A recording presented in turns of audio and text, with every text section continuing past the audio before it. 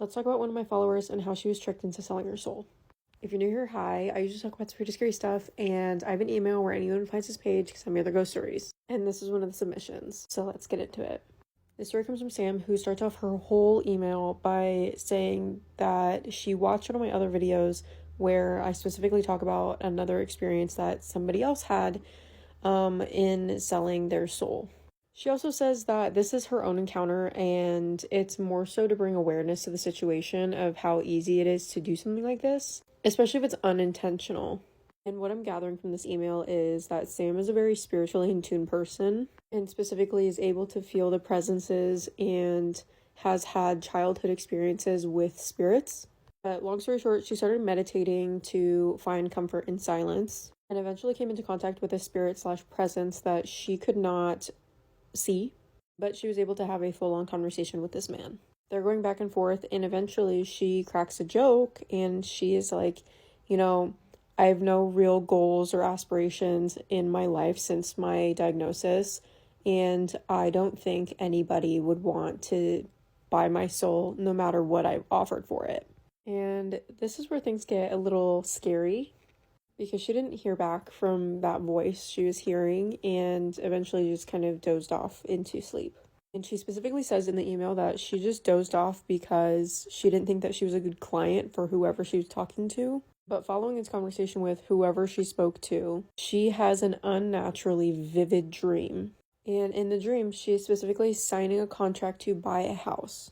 And this real estate agent is just smiling the whole time and says, "I wish you a very great life in this house." And then she just wakes up. And what's super crazy is that this was such a vivid dream that she actually woke up and thought that she had bought a house and signed a contract with this person. And as she's going through her morning routine, she is realizing that there is something off, there's something wrong. Specifically, she had these family heirlooms that were gone. And the pouch that she used to put all of these things in was also moved.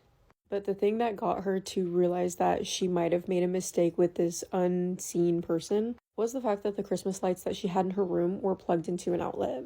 And the reason why the Christmas lights in particular sold her finally on what had happened is she likes to sleep in complete darkness and remembers unplugging the Christmas lights before she went to bed. And now they are plugged in and turned on. And as she's looking at these Christmas lights, she sees somebody out of the corner of her eye and a hand come up around her shoulder. But what's very strange about the situation is that all of the anxiety left her body and she felt like the presence that was standing behind her was coming from a good place.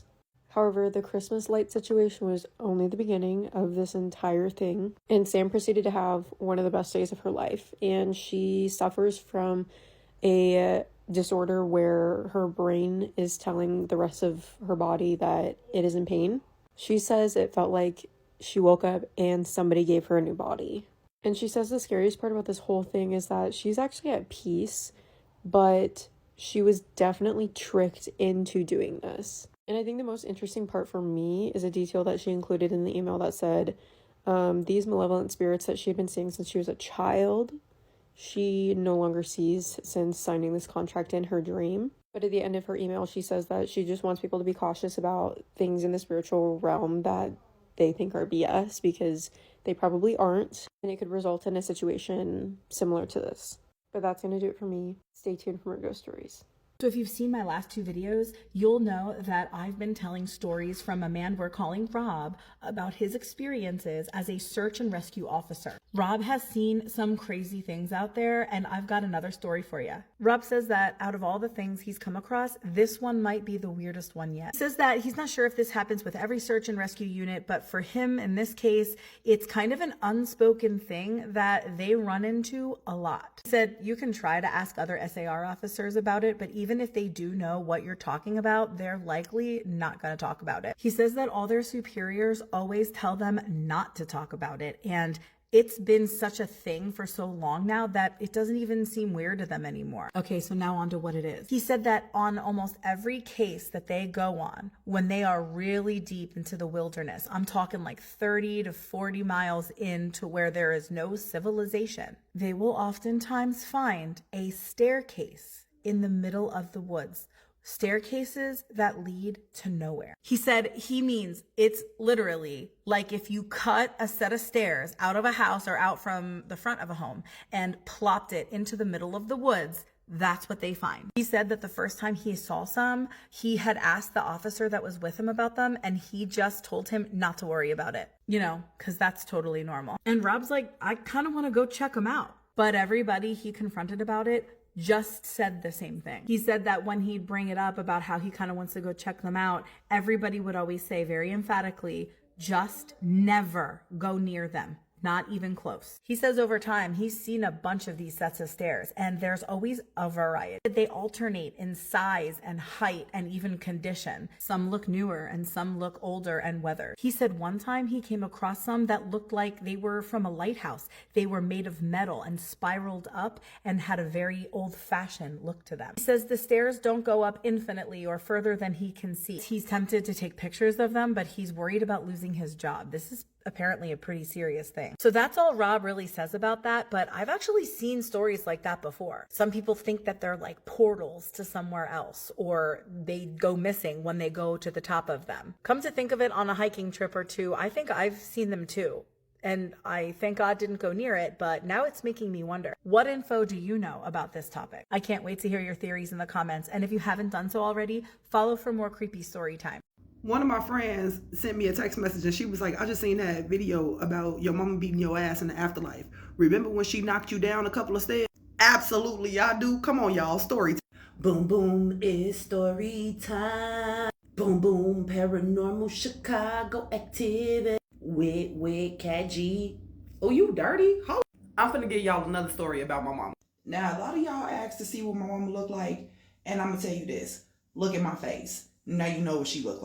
Like, quite literally, we have the same face. When my mother first passed away, this was something that I literally hated. There was times right after my mom passed that I would see people that she knew, and they would literally stop in their tracks and be looking as if they seen a ghost, and you could see the grief and the sadness wash over them. Like, it was the worst thing to fucking go through. It was so bad that I hated going outside. Like, could you imagine every time you come in contact with somebody, all you get is, oh my God, you I fucking hate it. I wake up every day and I see this woman in the fucking mirror and I cannot talk to her. I cannot touch her. She is not physically here. I know I look like her. Damn, stop reminding me. And this one particular day, we downtown, we shopping, and I'm not having a good day. My best friend got me out the house, even though I didn't want to, and we downtown, we doing some shopping or whatever. While I was on the bus, I ran into one of my best friend's aunties because she drive the bus, and literally she had to stop driving because she was crying too hard when she seen my fucking face. Now here come the flood of I miss my mama, right? We thinking a little retail therapy will help me out, take my mind off of it. Absolutely not. One of my mama's favorite stores was the Old Navy downtown. We go into this Old Navy, and y'all, it's two ladies standing by the door. They literally dropped what was in their hands and was just staring at me. I stop and I look at them. One of the ladies literally put her hand over her mouth and walked off. I'm trying to tell my friend that we need to get up out of here because this is going to make me have an episode, but she is so deep into shopping because it was a huge sale going on. The clearance racks is full, and I do mean these clearance racks is full. You don't really catch Old Navy with full clearance racks unless they just put it on that motherfucker. So I do understand why she was excited to be there, but girl, I gotta get the fuck up out of here. Now, I'm really going through it, but I'm trying my best to get everything off my mind. I go to the clearance racks and I'm shopping with her. Now, I done found a couple of things, okay? And I'm ready to buy them, but my mind is trying to do the math real quick on how much I owe. But here's where I really get frustrated because usually my mother was the one who was able to do the quick math on percentages out of nowhere. I in the early years of my life, could not do that to save my life. You want me to do percentages and fractions? Go ahead on and shoot me now. I'm getting upset with myself because I can't remember the rule that my mama told me about Old Navy. Back in the day, you used to be able to stack your coupons with the clearance. And I'm trying in my head to remember how to do it. I don't remember how to do it. It's frustrating the shit out of me because I'm looking in my pockets and I'm looking at the stuff that I got. And I'm like, I think I got enough, but I don't think I got enough. And then I look up and I make eye contact with the lady who walked off crying. This woman is standing here. I'm talking about redder than Rudolph's nose. I ain't never seen this white lady a day in my life, okay? I look at her, she look at me, the tears get to rolling. I said, are you okay? And she say, oh, you are real. Yeah? She get the sobbing, oh, you even make her face it. It finally dawned on me, lady, you knew my mama? Yes, I knew Angie. She was such a beautiful soul. Oh, here the fuck we. Listen. People who have lost somebody very close to them understands when someone else comes up and you want to talk about the memories and how much you miss them and all that other stuff. We get it, but at the same time, we don't want to hear that shit. You don't think we miss them every day, all day? We don't need another person sitting up here telling us how sad they is that this motherfucker is gone, baby. I got a house full of people that I got to look at depressed all the fucking time. I don't want to hear no more. So I'm just sitting there with the, it's okay. Thank you so much. I'm thinking that she done. I turn and I'm trying to get back to the rack and I want to go through it, but she's still standing there. I look at my friend, she look at me. We walk on around the corner to the next section. This woman follow us to the other side of the damn store. Now I'm starting to get annoyed. I turn and I look at her. I said, is there something I can do for you? She said, I'm sorry. I just wanted to look at your mama face again. Girl, if you don't get the fuck away from me. I wanted to go off, but I bit my tongue. I said, I understand that you mean well, but I need you to give me space. Please, please, please go away. Her eyes get big and she's like, I am so sorry. I did not mean to disturb you. I'm so sorry. And she scurry up. My friend, she look at me and then she like, we need to leave. What the fuck you just see that now you want to leave when I was just begging you to leave 20, 30 minutes ago. Now you want to just leave. She grabbed my hand. She said, come on. We need to go outside. You need some fresh air. Okay. All right. Let's go outside. We go outside. We walking down the street. She say, what's going on? It looked like you having an episode. Yes, I'm having an episode. Because this woman just walked around this store crying, looking at me like, did that not just bother you? And she was like, Kat, you got to understand that your mama was a well-known person. And y'all, I kid you not. I kid you not.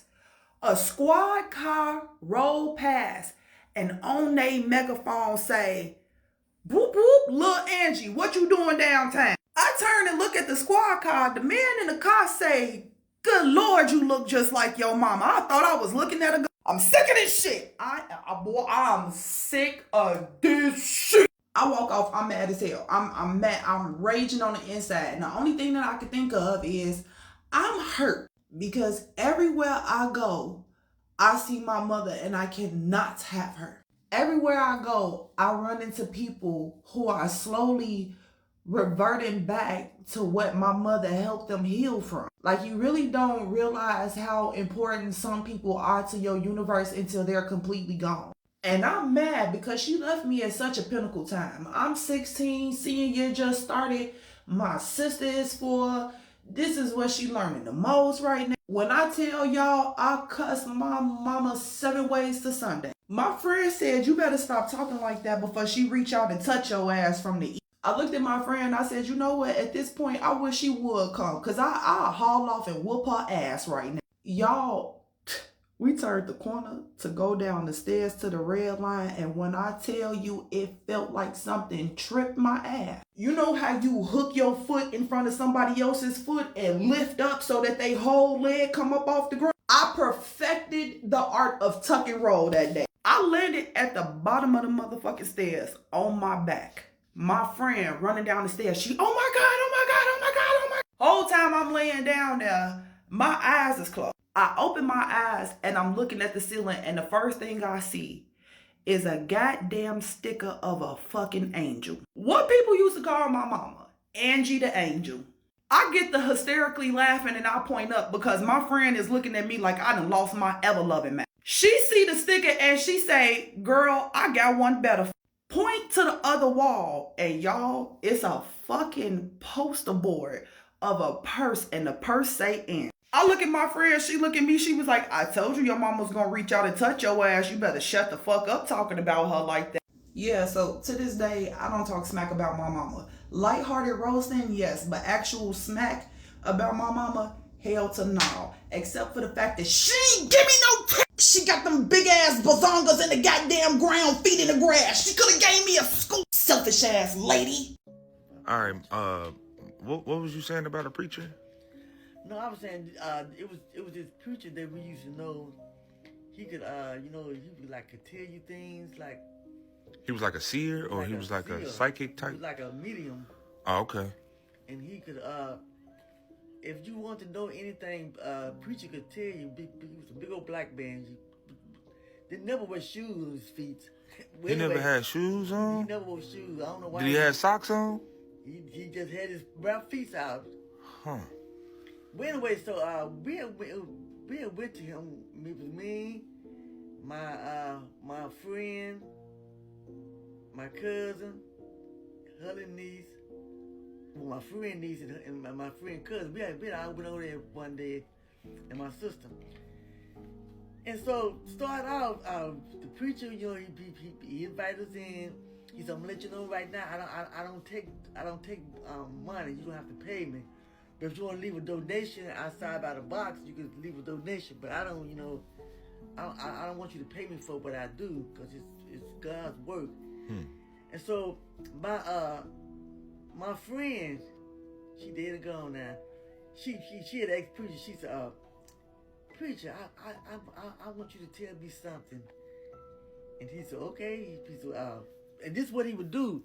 He would crack a match, and he would hire you to blow it out. And then he would get it, and then he would hold your hand out, and he would get that match and go out through your hand. And then he said, "Okay." He said, "Now I'm finna tell you. I don't want you to tell me anything. I'm finna tell you." He said, "This is what you want me to tell you. It's a light-skinned boy, and you like this light-skinned boy, but he don't like you like that. He like you as a friend. That's all. I mean, that's all he like you as is a friend. But he got a friend, his dark-skinned friend. That's the one you gonna have all your kids by. You gonna have all your babies by this boy. Now that's the one that that's the one go team up with you." And so Kathleen started laughing, and at the end, Kathleen, the man was talking about my brother. My brother was light skinned, and that's the one she liked it. My brother liked her as a friend. And when she did have all her kids, she had all her kids by my brother's friend. Wow. She had 4 boys. By my brother's friend. So my sister, he told my sister he'd be quick a match. Did the same routine. And he told her, he said, "Your husband is that nigga that's in the army." That's how he talked. He said, "That's your husband." But my sister didn't marry him, though. My sister married somebody else. Well, and it wasn't her husband. But like preacher said, the dude that was in the army was her husband. But the dude that she married, she married him. But and that's a long story. Well, anyway, so then my cousin friend, she asked him. No, he told her, he said, "Come forward, let me tell you about yourself." He said, "What you want to ask me? You want to ask me about this dude who your baby daddy is?" And she started laughing. She said, "Oh my God!" And I'm gonna tell you who your last baby daddy is. He said, "Your last baby daddy is that same nigga that your first baby daddy is. They crossed the waters." And she started laughing, and she couldn't believe it. And then he told my friend, little niece, at the time, she was like 16, and he told her, he said, "It's a place that you always want to go, and it's Jamaica." He said, "And you're gonna go there before you die. Before you die, you're gonna go to Jamaica, and you're gonna have a couple of kids." And she started laughing, and before she died, she did die. And before she died, she went to Jamaica. She had 2 kids. Wow. And then he told me. Oh. He told me, I said, oh Lord. He told me, he said, now, you and your husband done got into it, and you done left him. You came back home. He said, but I'm gonna tell you this: your husband love you. He really do love you, but he always got to have another woman by his side. But he don't love it. He said, no, come on now. He said, well, he love you. He gonna always love you because you were always number one in his life. But he always got to have another woman by his side. He's gonna tell you. Now you came back to home. You came back home. He's that. You gonna meet this man. That's if you don't go back to your husband. He said you and your kids. You gonna meet this man that owns his own trucking company, and he gonna have a lot of money, and you and your kids would never have to worry about money ever again. Now that's if you don't go back to your husband. If you go back to your husband, you ain't gonna meet him. And I ate the food and went back to my husband. Dang. I paid the price every day. But my husband died and moved on. Well, anyway, so he told me, he said, now I am gonna tell you this. You're gonna come into a lot of money, but you gotta wait on it. And like my kids told me, I think I gave my blessing away though. Yeah, I told you too. I think I gave it away when I gave my brother them 10 coins. Yeah, we'll go into that in the next. We'll go into that in the next. So I think that was the money. That was all the money that the preacher told me that I was gonna come into. But I think I gave my blessings away. Oh man. Because anytime my brother can take one of the coins to the pawn shop. And they give him $11,000. We're going to go into the next story on that one. Yeah. For one of those coins. That is crazy. I know one of those coins was very expensive. The pawn shop man just gave him $11,000. So it's more than that. Yep. Well, anyway, after that, I mean, preacher can tell you a lot of stuff. He told me this. He said, he used to work for the police department. And he said, the last case that he did for the police, it was like a cold case of a little white girl that got missing. They said she was kidnapped. Her mom and daddy kept saying that somebody kidnapped her. Mm-hmm. She had been kidnapped for like 10 years, 6 or 10 years. And so they asked him, could he help them? And he said he told them, he said yes. He said the little girl is not kidnapped. She never was kidnapped. She's still here. She's still here in this town. And I can take you where she at. That's what he said. And he said he took the police to that little girl mom and dad's house. He said, if y'all go down in the basement, you'll find her body. So they went down in the basement. I guess he had to get some sexual water. They went down in the basement, dug the basement floor up, and they found the little girl body. She was deceased. She was a skeleton then, after 10 years. Wow. They found some body down there. They say that you're not supposed to see your own doppelganger, right? And that it's supposed to be a bad omen or something bad could happen to you afterwards. Well, someone in my family saw their own doppelganger, and this story is terrifying. It's one of the scariest stories that I've heard any of my family members tell. But if you guys saw the story that I posted like 2 or 3 nights ago about my mom's doppelganger, what's so crazy about this story is that it happened to my mom's twin sister's daughter. So it's important to note that a lot of people in my family have seen things. A lot of people in my family have gifts. What to the extent of those gifts, I'm not sure, but everyone has seen something or heard something at some point. My aunt has sleep paralysis horribly. She has her entire life, my mom's twin sister. And she lived in this house at one point, and this house used to freak me out so bad. Now, I never personally saw anything in this house, but I would always have nightmares in this house, and I would never want to go in the basement alone because the basement just freaked me out. So one night, my aunt puts my niece to bed, puts my nephew to bed, and then she goes to sleep. So after my aunt falls asleep, she wakes up in the middle of the night, and she starts to hear what sounds like a radio changing stations. And this is freaking her out a little bit, but then she realizes that she cannot move, and she realizes that she's having sleep paralysis. Now, what's so creepy about this is that numerous times this has happened to me. The first thing I will hear when I'm about to have a full-blown sleep paralysis attack is I will hear what sounds like a radio changing stations. So she hears this, and then suddenly she starts to feel something crawl slowly on the bed.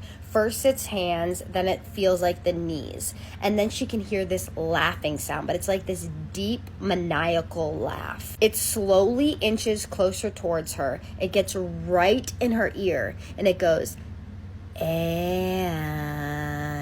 Anne is my aunt's name. So at this point, she's freaking out. Her husband is sleeping next to her, and she's trying her hardest to move. She cannot move. She's trying to wake him up, making any sound she can. She cannot move. As she's trying to fight her way out of this as hard as she can, she suddenly feels whatever this is leap out of her bed, jump on the floor, and run down the hallway. She finally gets out of it, and she sits up, and she's like gasping for air, like literally terrified her. Even though it was just sleep paralysis, she was like, that just felt real. There was something wrong about that. Now, down the hall is my cousin's room, my little cousin's room. We're just gonna call her Mackenzie, and she was 6 years old at the time. She ends up falling back asleep, and nothing happens for the rest of that night, but she does note that she feels like there's something in that house. A couple nights later, she puts my niece and nephew to bed. She goes back to sleep. She wakes up at like 3 o'clock in the morning again, and she hears my cousin screaming at the top of her lungs. So my aunt goes to get out of bed while my cousin, I keep almost calling her my niece, is running down the hallway, tears pouring down her face. She is absolutely hysterical. My aunt is like, what is wrong? What's wrong? And this is what my cousin tells her. My cousin said that she was laying in bed. She woke up in the middle of the night and she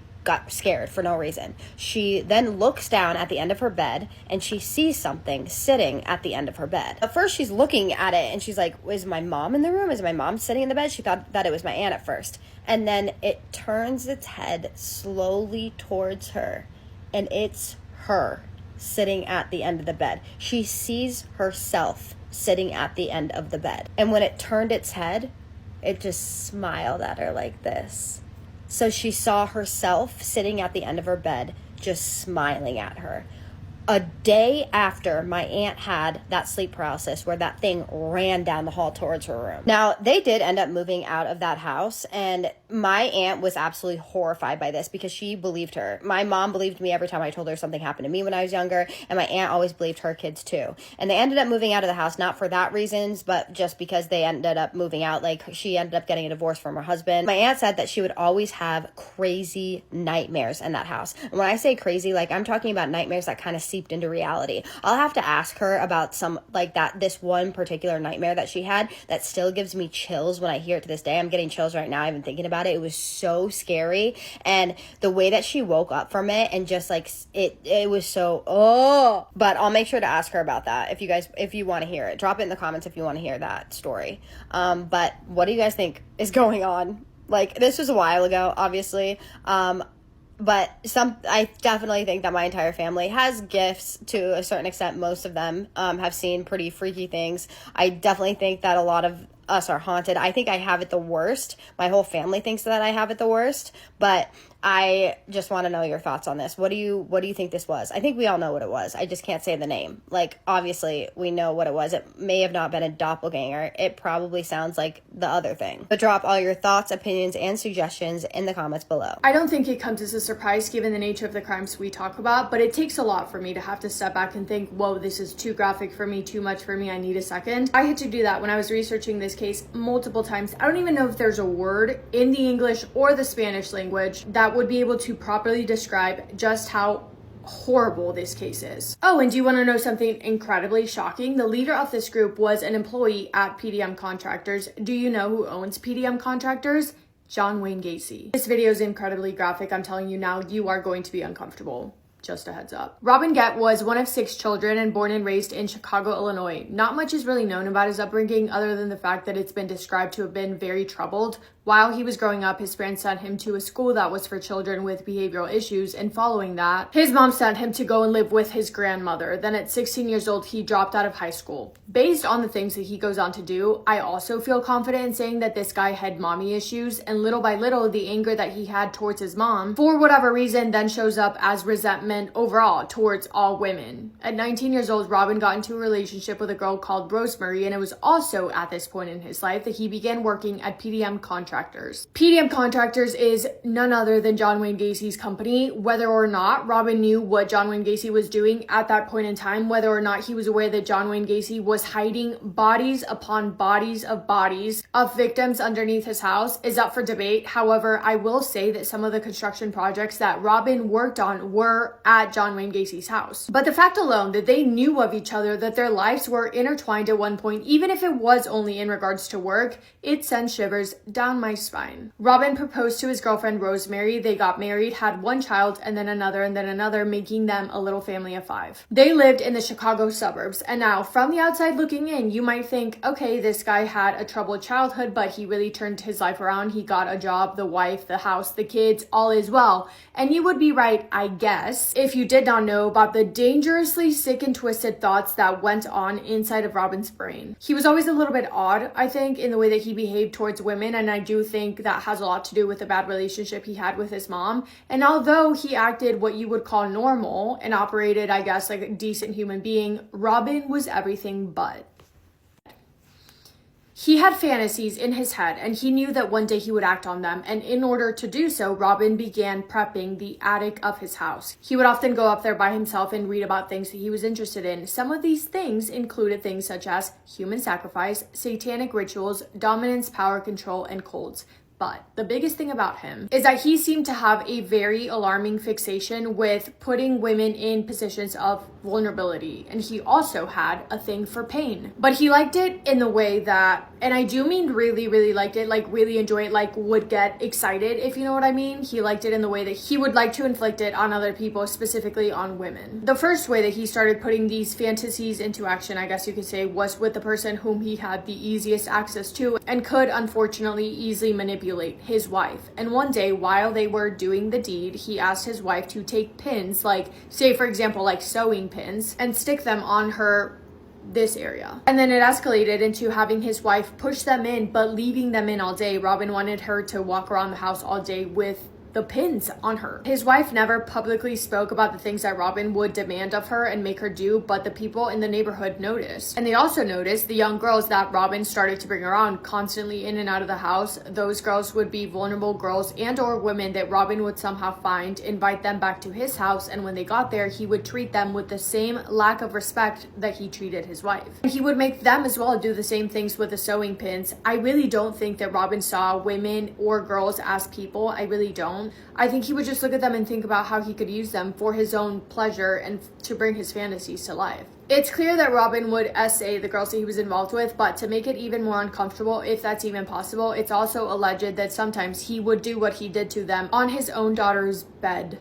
His wife obviously was aware of what was going on. She would see girls and women coming in and out of the house because Robin would take them there, and she wanted a divorce so badly, but Robin would never allow it to happen. So she stayed stuck in that marriage with the father of her children, who is a monster, pretty much her entire life, which is really, really sad. In 1978, Robin's boss, John Wayne Gacy, is arrested, and every single person in Chicago, actually all around the world, was terrified when the truth and everything came out about John Wayne Gacy. If you don't know what Gacy did, I have an entire podcast episode about him, but long story short, he went after young men and boys and was suspected of a lot of things. When he was arrested and his house was searched, they found human remains buried underneath his house, and he confessed to having at least 33 victims, but that number is believed to be a lot higher. So everything comes out about Gacy. People are horrified, but not Robin. Robin is amazed learning about what he did. He starts seeing Gacy as his idol. He has so much respect for him, and he decides that he wants to be just like him and have as many victims as him, if not more. And how scary would that have been for those living in Chicago at the time? People in Chicago definitely must have felt like a weight was lifted off their shoulders when Gacy was arrested, knowing that he was now behind bars, because they had witnessed firsthand how their community and the surrounding areas were suffering because people just kept going missing over and over and over again. And when Gacy was convicted, it was probably a sigh of relief. But obviously no one had any idea that there was another person in the same area committing the same kind of crimes.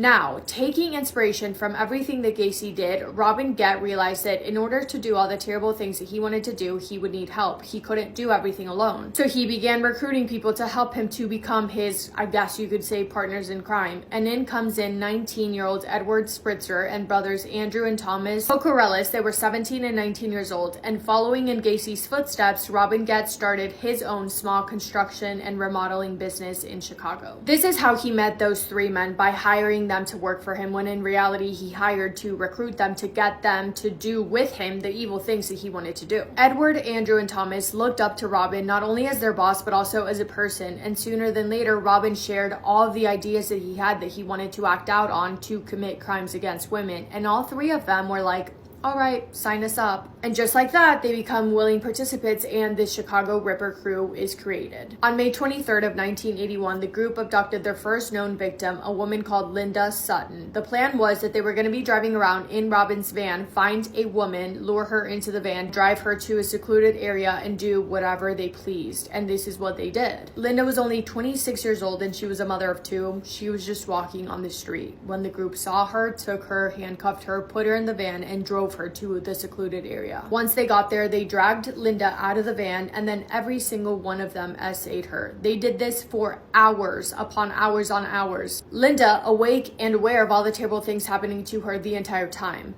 Robin then, taking a sharp object, he took it to her chest, removed one of Linda's. He took it with him back to his house to bring up to the attic, and then they dumped Linda's body. It is believed that Linda was still alive when they left her, and she passed away scared and alone because of her injuries. Her body was found 10 days later after police responded to a call about a bad smell outside of a motel in Chicago. They initially believed or assumed that the smell was coming from an animal, but upon further investigation, they discovered human remains outside of the motel. Because of the terrible condition that her body was in, authorities had to wait to get the dental records back to be able to identify her. But heartbreakingly, even though they were able to identify her, they had no leads and the case went cold. The night of the crime, when the group got back to Robin's house, remember I said he cut off part of her and took it back home with him? Okay, if you're eating, stop. The group of men in Robin's attic used that body part of Lisa's to further pleasure themselves. Afterwards, they consumed it, they ate it raw. This would become a pattern. A year later, May 15th of 1982, the group claimed their second victim, a woman called Lori Borowski. They abducted her when she had just arrived at her place of work. She was just about to open the door to her office. She was only 21 years old and all she was doing was going to work. The group shoved her inside of Robin's van, took her to a secluded area where they S8 her and then disposed of her bodies. Her body was discovered 5 months later, her autopsy showing that she had multiple broken bones and a horrifying amount of injuries. The only lead they had from that case was that somebody had seen a red van driving around in the area, but other than that, they really had nothing, and that case also eventually went cold. Days after Lori, 31-year-old Shui Mak disappeared. Her body would not be found until 4 months later. Shui was walking home from work when the group inside of Robin's van drove up next to her, offered her a ride, and she accepted. They drove her to a secluded area where she put up a fight. She fought as hard as she could, but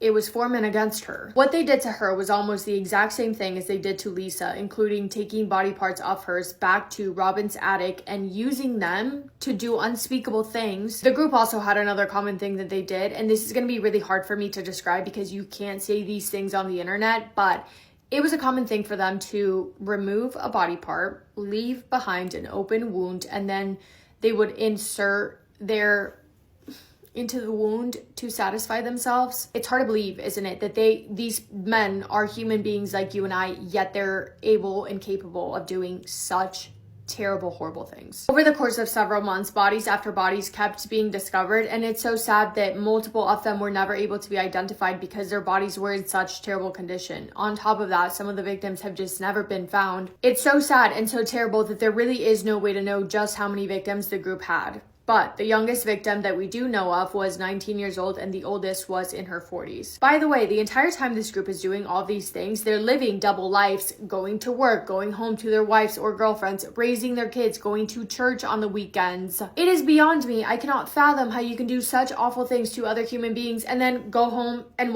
tuck your child into bed? I cannot. The downfall of the group would thankfully come soon, and it would start with one woman, a victim who survived, a woman called Beverly Washington. In December of 1982, police found her in terrible condition, very badly injured, lying next to railroad tracks. Thankfully, they were able to find her in time, and they rushed her to go and seek the medical help that she very much needed, and she was able to give a description not only of the 4 men who abducted her, but also of the van that they were driving. Chicago PD then slowly but surely started connecting the dots, linking cases of other women who had gone missing and statements from witnesses who had seen a red van in similar abductions. After that, they started looking for men who owned red vans matching that description, which is when they zeroed in on Robin Gett. Robin was first arrested October 20th of 1982 after authorities were able to link his van to the van that Beverly Washington had described. However, he posted bail and was released. I don't know how or why, but he was. Now, investigators did know that there were 3 other men involved, I think, because the witnesses had described seeing 4 men, but they obviously did not know yet who the other 3 were or just how many victims they were responsible for.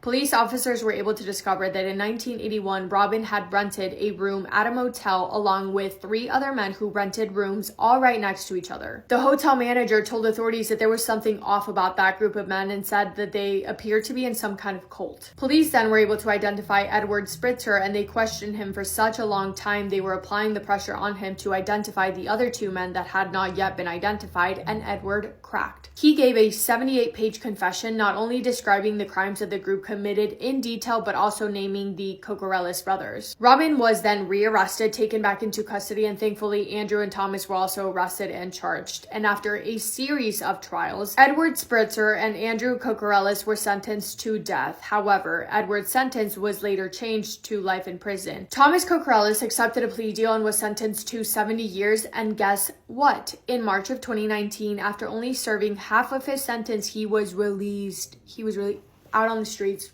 Thanks, see you later. Robin Gett was sentenced to 120 years, and to this day, as in today, he still claims that he is innocent and that he did not do any of this. He was the leader. And again, there is really no way to know exactly how many victims they really did have, but the number is believed to be somewhere around 15 to 20 victims, which is so sad, so terrible, so many families affected. Yeah, truly, truly vile. That is all I have for today's video. Let me know if you guys have heard about this. I feel like it's not talked about that often, which I don't know why, because it's absolutely bizarre. But that is all for me today. I hope you guys are having the best day. If not, go do something to make it the best day. Make somebody happy, and I will see you in my next video. Massive kiss on the forehead to every single one of you. Love you. Let's read some more scary stories that were sent to us. On a Sunday night when I was around 11 to 12 years old, I was playing on a log outside by myself after my cousins went inside. As I was playing outside, I heard someone behind the bush calling my name. I thought my older cousin was playing a joke on me, so I called out saying that it wasn't funny. But then, something started to call me over. I got scared and went inside to see all of my cousins in the house. I asked my older cousin if he was playing a joke on me, calling my name outside, but he said he was in the bathroom the whole time. And my other cousins agreed they saw him. My younger cousin went outside to see what was going on, and she came back inside horrified. She said she saw a tall figure running across the yard, laughing like a maniac. So then my older cousin went outside to check what was going on, and he said he saw the figure waving and disappearing. Oh, girl, I feel like I can picture that in my mind, and it sounds like a Skiggly Wiggly. That one was really creepy.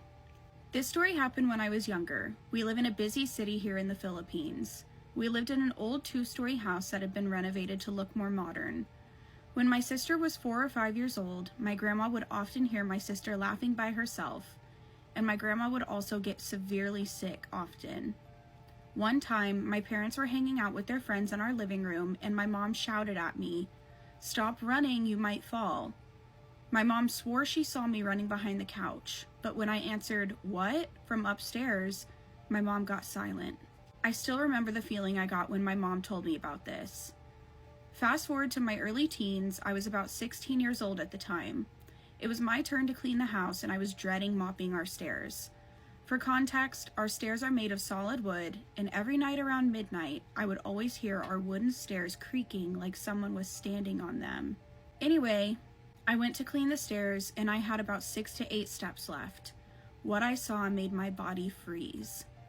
The steps leading to our second floor were dark, and I saw 2 dirty-looking feet standing on one of the stairs I was just about to mop. I remember saying, "The water is dirty," acting like I needed to change the mop water, hoping it wouldn't notice I saw it. I told my mother about what happened, and she agreed that there was really something wrong with our house. We moved to a new neighborhood a few years later into an apartment. My first time going to it, I was helping my mom move stuff in. I remember getting chills when I was moving some stuff inside, and in the corner of my eye, I saw a dark figure walking past our screen door. I told my mom about this, and she said, "Let's just endure it. We live in a new house now, so let's see how this new life turns out." That one's really creepy too. I feel like that sounds like a movie or something. Imagine doing a love spell on somebody and then it backfires on you.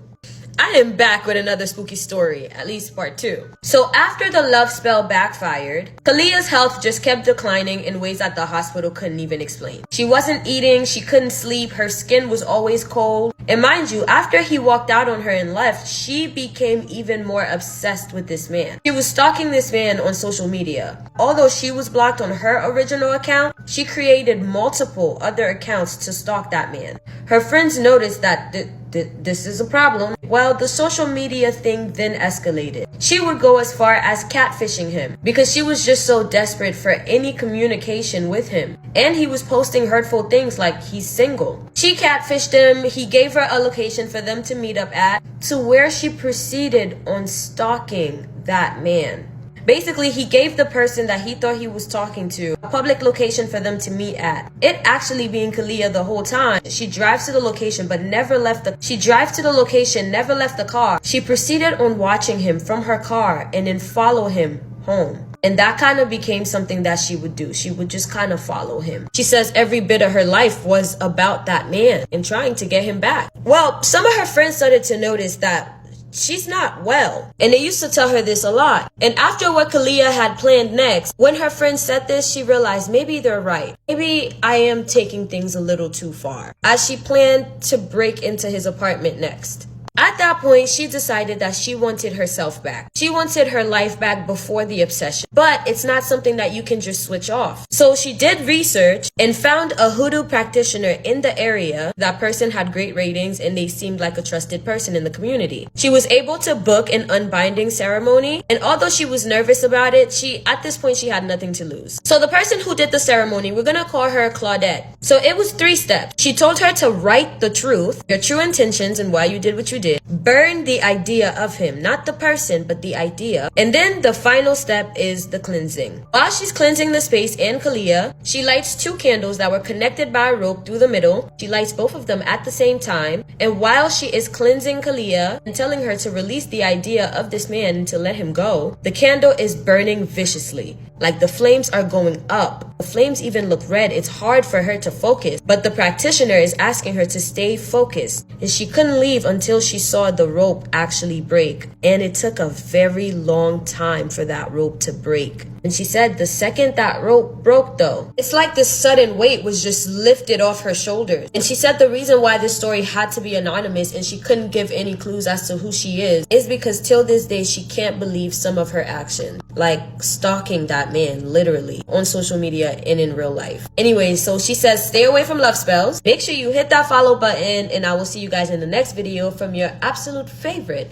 Haitian homegirl. Every single state in the US has had at least one serial killer, if not multiple. Today I'm going to be telling you guys about the worst serial killer from Massachusetts. We're talking about the Boston Strangler today. If you're new here, this is a map of all the states I've covered so far in the series. So today, like I said, we're talking about the Boston Strangler. So between June 14th of 1962 and January 4th of 1964, so about a year and a half, 13 single women between the ages of 19 to 85 were murdered in the Boston area. And they were all very similar crimes and murders. It was very obvious to the investigators after a while that these were linked and they had a serial killer in the area, which was terrifying. Obviously, that's a very scary thing to know that there's an active serial killer hunting women in the area. Most of the victims were essayed in their apartments before being strangled with articles of their own clothing, so it seemed like he broke in or talked his way into their apartment and then used whatever he could grab to kill them. The victims were Anna Elza Slessor. She was 55 years old when she was discovered deceased in her apartment on June 14th of 1962. Less than 14 days later, Mary Mullen, who is 85 and the oldest victim, she was discovered on June 28th, and she actually died of a heart attack during the attack. The attack and essay was so brutal that before he even could kill her, her body ended up just giving out and she had a heart attack. 2 days later, Nina Nichols was killed. She was 68 and she was discovered on June 30th. And then that same day,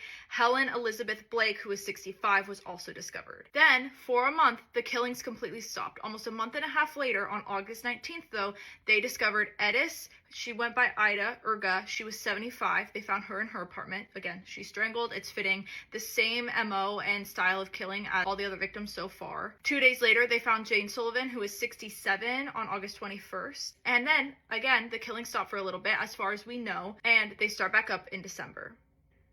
On December 5th, 20-year-old Sophie L. Clark, she was the youngest victim thus far. She was discovered in her apartment. And then 23-year-old Patricia Jane Bissett was found on December 31st. And to my understanding, they didn't link these all right away because obviously at first all the victims were at least 55 years old, if not significantly older. So at first, my understanding is that they did not connect these two younger girls, but eventually, because of how similar the crime scenes were and how similar the murders were, they did figure out that they were connected.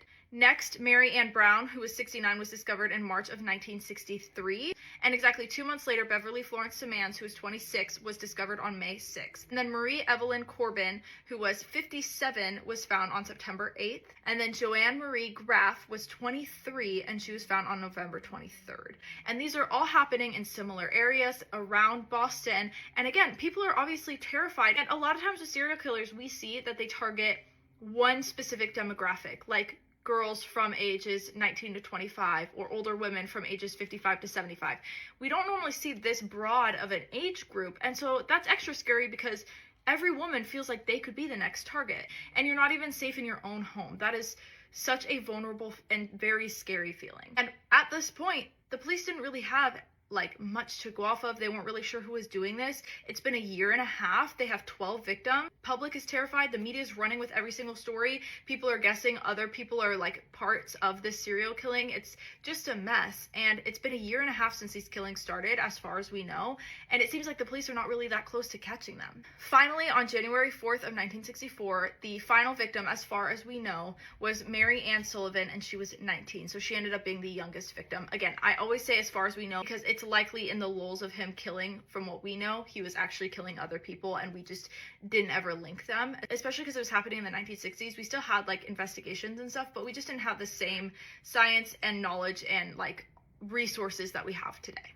2 of the victims were not only strangled, they also were stabbed, and one was severely beaten. It seems like as he's killing, he's escalating, and that's really scary, but not uncommon for serial killers. Because there wasn't really any sign of forced entry into the homes, the victims were kind of assumed to either have known their killer or they voluntarily let them in their house. That either means that this guy's super charming or he's been stalking these women and befriending them and becoming a part of their lives. Either way, that means that he's not immediately threatening, which adds another level of scary to it because it could be anyone. Like I said, the final victim of the murders was 19-year-old Mary Sullivan, and she was essayed and strangled in her apartment, and she also had 3 ligatures wrapped around her neck, and then they found a card that read Happy New Year that was left by the killer, and that was leaning against her foot when they found her in that position.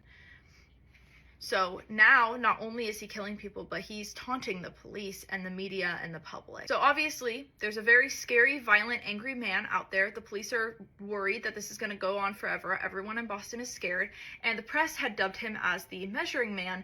But even with the police's attempt to solve this, they had no idea who was doing this. They had zero clue at this point, and they had 13 bodies at least, and they were worried they might even have more that they just hadn't discovered. But on October 27th of 1964, so this is months and months after Mary's murder, and it seems like there haven't been any other killings. And on October 27th, a man enters into a young woman's home in East Cambridge posing as a detective. He says he's a detective, she lets him in, and then he ends up attacking her. He ties her to the bed, essays her, and then he leaves her after undoing her restraints, apologizes, and leaves.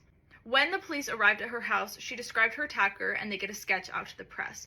And pretty immediately, many other women come forward saying that that man attacked them in their home as well and essayed and them. And they realize they have a serial in the area, and they start calling him the Green Man, and they call these the Green Man attacks. And so now we have a serial killer in the area that they're calling the Measuring Man or the Boston Strangler, and then they also are having a serial on their hands, and they're calling him the Green Man in the media. And so obviously the police have a lot on their hands trying to figure out what is happening. So after the sketch gets out of the serial rapist, the guy who said he was a detective and broke in, after that sketch is out, they're able to identify him, and they learn that his name is Albert Henry DeSalvo. And they also learned that earlier that day, on October 27th, he had posed as a driver with car trouble and attempted to get someone else to let them enter his home when he said he had car trouble. He went up to the door, he said hey, I'm having issues with my car, can I come in? But the owner of the home, his name was Richard, he became suspicious and he ended up taking his shotgun and firing it at him, and he ran. So thankfully that guy's instincts ended up saving him, but they arrest Albert because they know he at least one woman, but they think he's responsible for all the Green Man that they are learning about. So he goes to trial for these.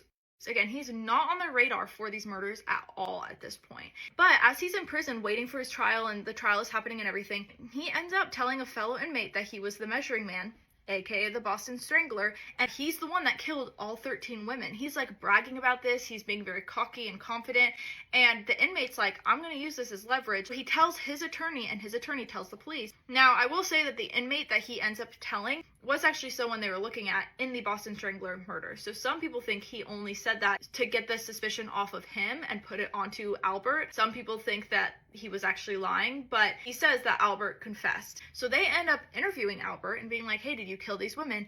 And he ends up giving them details that only the killer would know.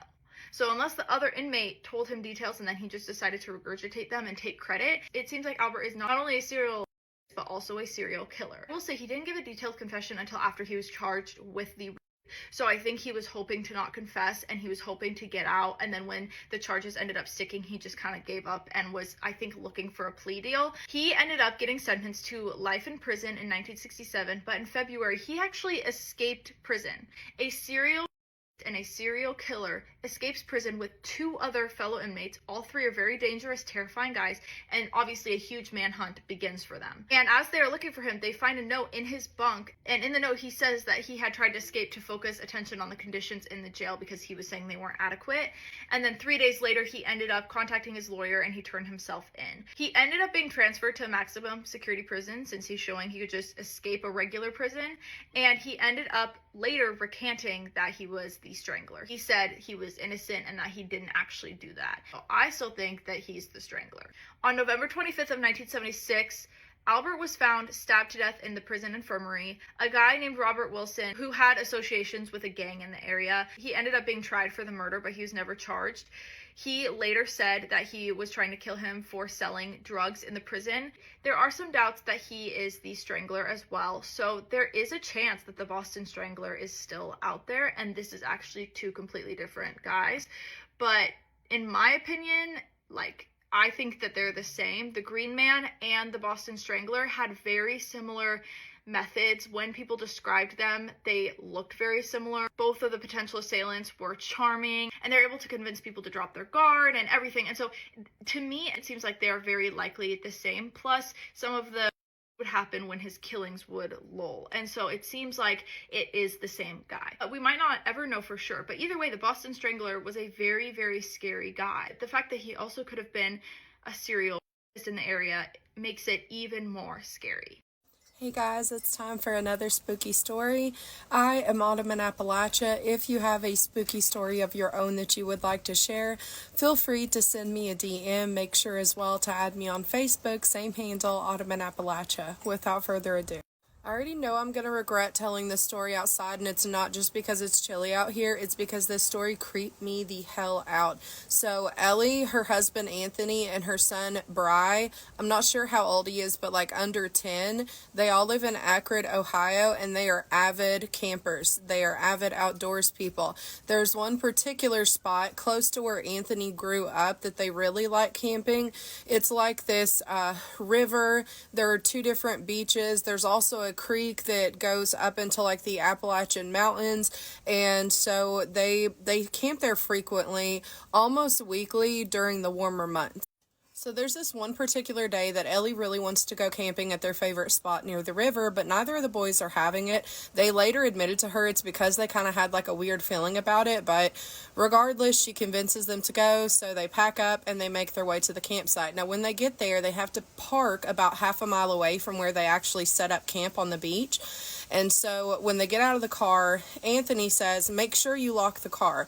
And this is important for later, okay? Ellie double checks that she locks all the doors on the car, and they make their way to the campsite. Now, when they get there, they set up near the river on this beach, and it's under a bridge, okay? Now, across the river, there's like a smaller campsite that they always set up a smaller tent and a toilet area at. As they're setting up their little toilet area, they notice on the ground there is like bright red, like fluorescent red feces. And I mean, could it be explainable? Sure, but Ellie said she's a CNA, and they're also, like I said, avid outdoors people, so she has never seen anything like that, human or not, and maybe it's not even related to the story, but it's something they took note of, right? They also noticed, as they were going to check out some of the supplies they had left behind on their last camping trip, which was the week prior, they'd leave things like firewood, just little things that they could use next time they came back. They noticed it looked like their supplies had kind of been messed with, like animal activity, which sure, that's plausible, right? It's like explainable. So they write it off. Well, the first thing they'd usually do when they, set camp up and stuff is jump in the river. They love swimming. All of them are like good swimmers. But this particular day, none of them wanted to swim in the river, and they didn't quite know how to explain it other than they just had a weird feeling about getting in the water. They start getting ready for bed later on in the evening, and Anthony realizes as he's trying to stoke the fire back up that they are almost out of dry wood to burn. And Ellie had previously, on like a prior camp trip, found these two big pieces of driftwood that eerily looked like antlers, and she thought they were really pretty, so she had like hung them up kind of as decor. And that's kind of all that Anthony has left to burn, so he tells Ellie, I'm gonna have to burn this driftwood. Immediately she gets like this really bad feeling in her gut, and she's like, I don't think you should burn those pieces of driftwood. Like, I have a bad feeling about it. And he's like, I'm sorry, we have no choice. And she's like, whatever. So he begins burning the driftwood, and she said it makes the fire super hot. The flames turn blue, and it's obviously engulfing these pieces of driftwood. That's important for later too. So they eventually bed down for the night in their tent under this bridge, and as they're laying in the tent, Bri, their son, is like drifting off to sleep when they hear footsteps outside of their tent. Now, they're very familiar with the wildlife and the woods in that area, and if you're anything like them or anything like myself and you've grown up in a wooded area, you can tell the difference when something is walking on 2 feet versus walking on 4 feet. 4 legs. And she said whatever was outside of this tent is obviously on 2 feet. So Anthony immediately assumes, hearing that it's on 2 legs, that it's somebody like fucking with them. So he decides, you know what, I'm gonna like out crazy them to try to scare them off. So he gets out of the tent, he's braver than me, and he starts just like running around the tent in circles. He's screaming and hooting and hollering, and he's just pretty much trying to like out crazy them, like freak them out and be like, you don't want to mess with us, right? So Ellie catches on to why he's doing what he's doing, and then he gets quiet and he peeks back in the tent and he's like, can I have your flashlight? So she hands him the flashlight, and he starts walking toward the river bank, and he's like shining the flashlight across to where they have that toilet area set up, right? Now, little did Ellie know, because she's still in the tent with her son, that when Anthony panned the flashlight across where that toilet area was, he saw something that absolutely chilled him to the bone, but he did not want to freak them out, so he did not tell them what it was. Next thing you know, though, as Ellie is listening to him walk around, shining this flashlight around, she hears a big splash in the river. Next thing she knows, Anthony briskly is like walking back into the tent, and he climbs in the tent. He seems shaken. He seems startled. And before he can even say anything, they hear the most blood-curdling scream, the loudest scream they have ever heard, right outside their tent, like 10 foot away. Now, when Ellie told me this story, she sent it to me in like a voice note, and she said there was no way she could adequately describe or imitate what this scream sounded like. She said that it was almost electronic. It was very high pitched. It lasted for anywhere from 10 to 12 seconds, that it even as it was screaming went up an octave. And it is not a scream that any human or animal could or should ever make. This absolutely scared the shit out of them. Anthony is like, fuck this. We're not staying here tonight. Like, get your shoes on. What's insane to me too is that their son, while he is laying right there beside of them, did not hear this scream. Only Anthony and Ellie heard it, and Ellie said the only way she can think to explain that aspect is that she feels that like God or somebody blocked her son's ears so he could not hear that scream, because you know, God like knew how much it would like absolutely terrify him. Ellie, when she heard this, she's like frozen, and just she finally was able to get in like mama bear mode. She's like, I've got to get my kid out of here. They put their shoes on and they get out with she has her phone on, her flashlight. Anthony has the big flashlight, and they leave all their stuff, her pocketbook, their blankets, their tents, their food, everything, left it behind, and they are trying to make it through the woods half a mile back to the car.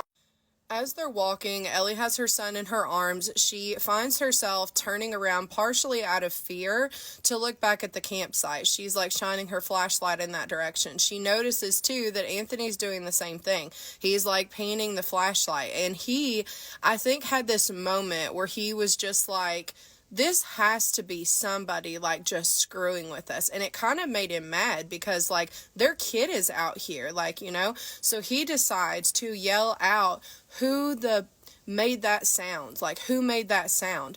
When he does, he pans the flashlight and he sees something running out of the edge of the light.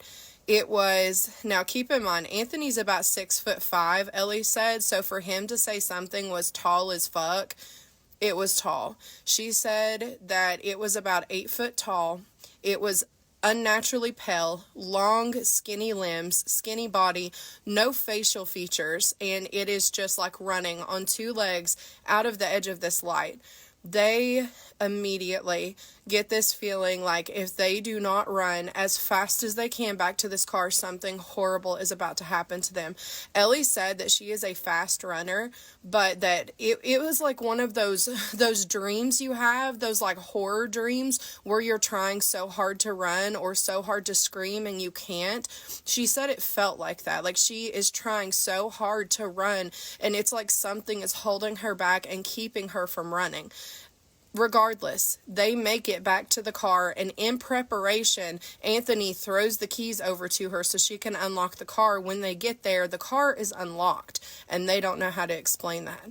So they make it back home, but they have to go back the next day when daylight comes for the supplies and her pocketbook that they left behind. When they go back, Anthony finally got brave enough to tell her what he initially saw when he got out of the tent and started shining the flashlight around that like toilet area across the river before the thing screamed, right? So when he first gets out of the tent and he's running around crazy, then he comes back for the flashlight. The reason he had asked Ellie for the flashlight is because he thought he saw something behind the tent in the darkness across that river, but he couldn't tell for sure. So when he shined the flashlight, it illuminated that tent and he could see the shadow, the silhouette of something crouched down behind that tent. And he said that the only thing he could distinguish was that it had like huge antlers and it was like crouched facing them, watching them. He at that point starts walking back to the tent, and that is when they heard the splashing sound, which they now know was whatever this creature was jumping in the water to swim across the river to get to the other side on the bank where they all were.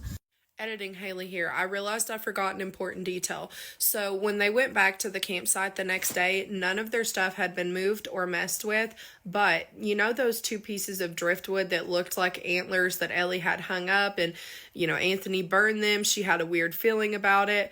Those 2 pieces of driftwood, which they thought had been completely consumed in the fire, were not. She said that the rest of the fire was pretty much ash at that point, right? Or just charred remains. Those 2 pieces of driftwood had been taken out of where they had been placed, and they were put or set in a meticulous way, like in a particular spot around or on that campfire. And Ellie really felt like whatever moved them, because something had put them in that spot so that they would notice. Like, it knew they were going to come back and see that, and it was like sending some sort of a subliminal message. And it really confirmed that bad gut feeling that she had about burning those 2 pieces of driftwood that she found in the woods out there.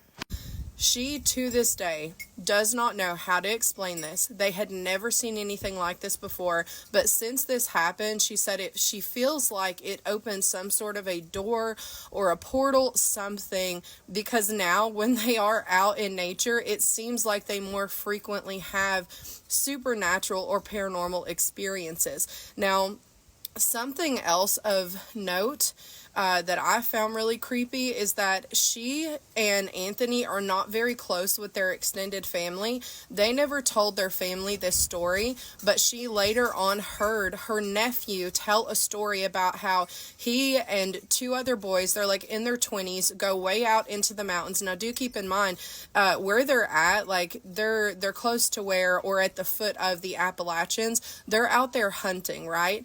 And they saw something that was about 8 foot tall with big antlers running on 2 legs, and it scared the shit out of all 3 of them so bad that they ran all the way down the mountain and got the hell out of Dodge.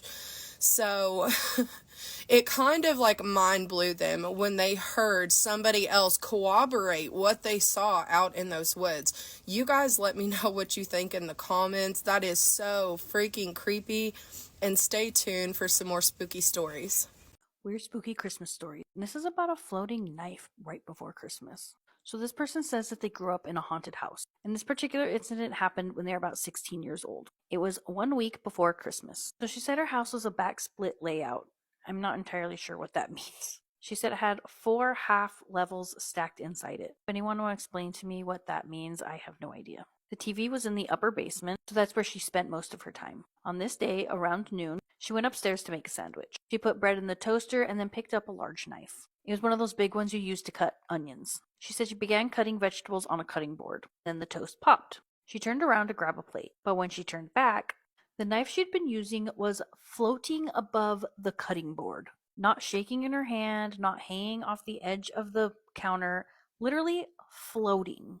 Literally mid-air, floating at like the height of the cupboard handles. She said she froze and watched terrified as it hovered there for several seconds. She said it was kind of wavering slightly and then slowly drifted back down to the cutting board.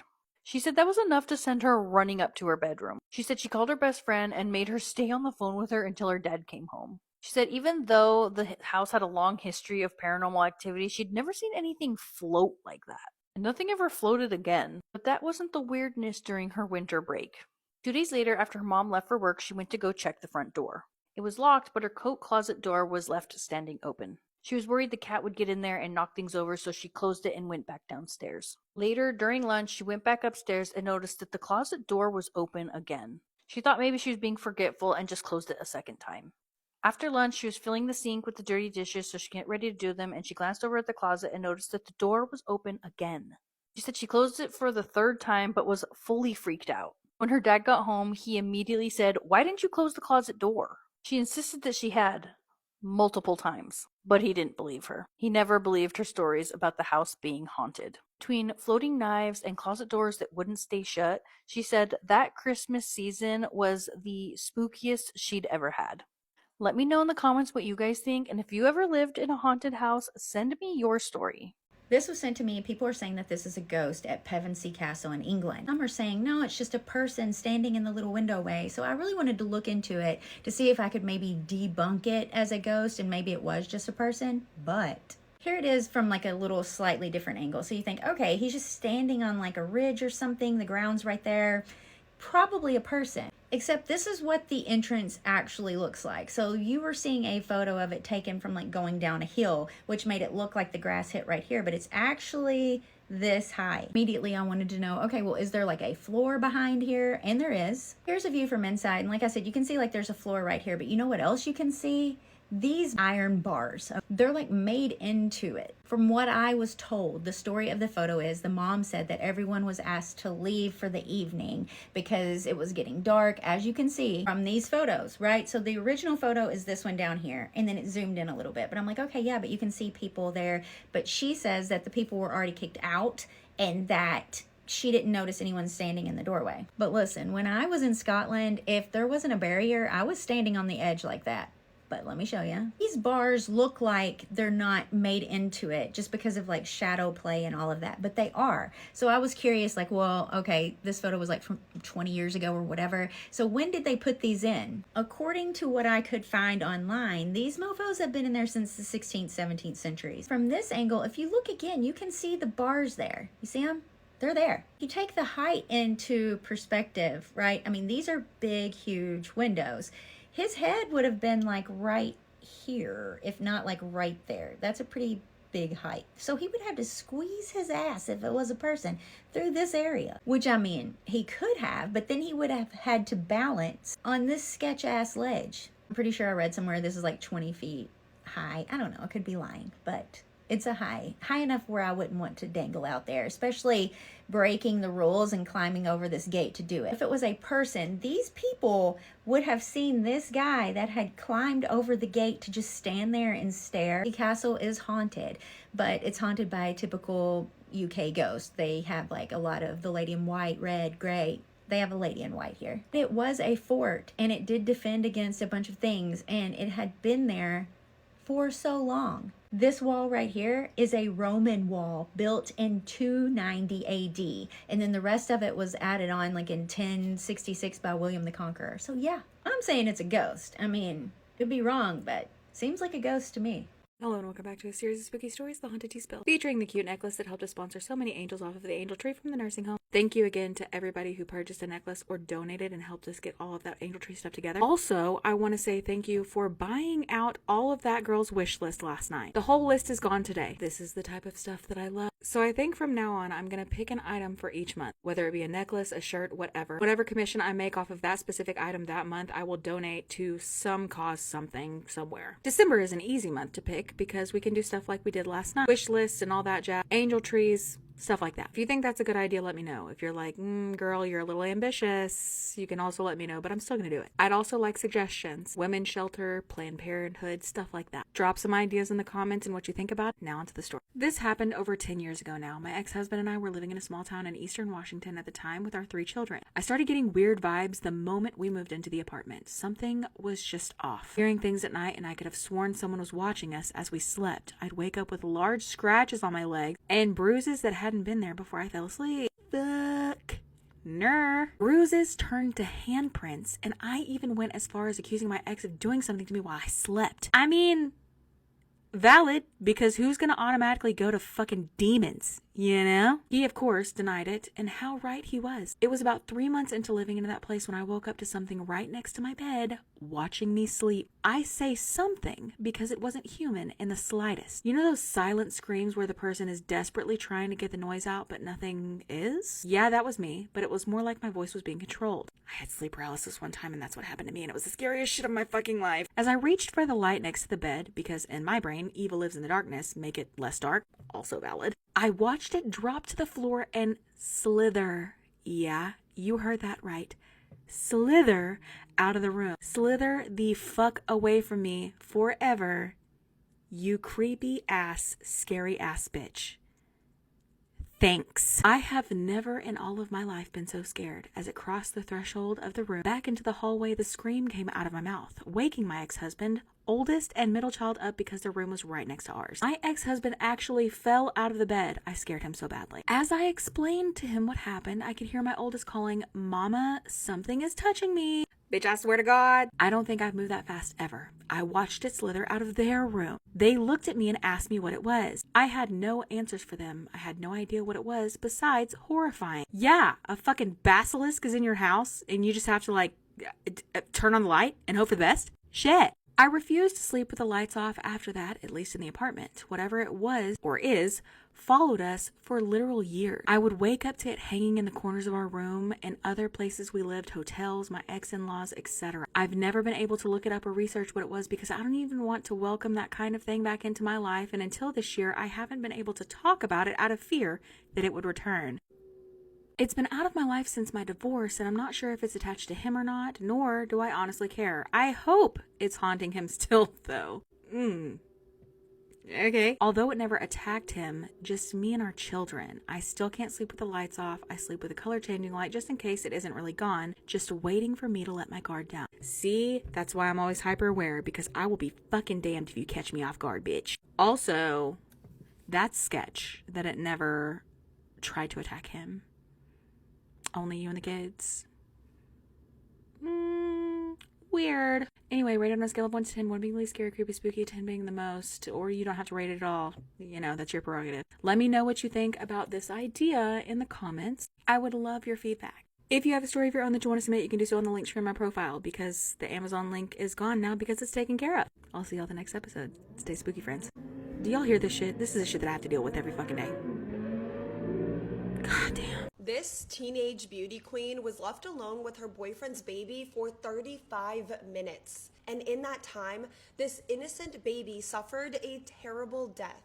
At the time, Trinity Madison Pogue was an 18-year-old freshman at Georgia Southwestern. And by all appearances, Trinity was the perfect Southern young lady. Throughout high school, she got straight A's. She was a babysitter. She was a nursing student in college, also getting straight A's. Trinity was also a pageant beauty queen. She had just been crowned Miss Donaldsville, which made her eligible to compete in an even bigger upcoming pageant. At the time, Trinity was also in a new, pretty serious relationship with an older guy, 24-year-old Julian Williams. And to Trinity's dismay, her new boyfriend Julian came with a little bit something extra.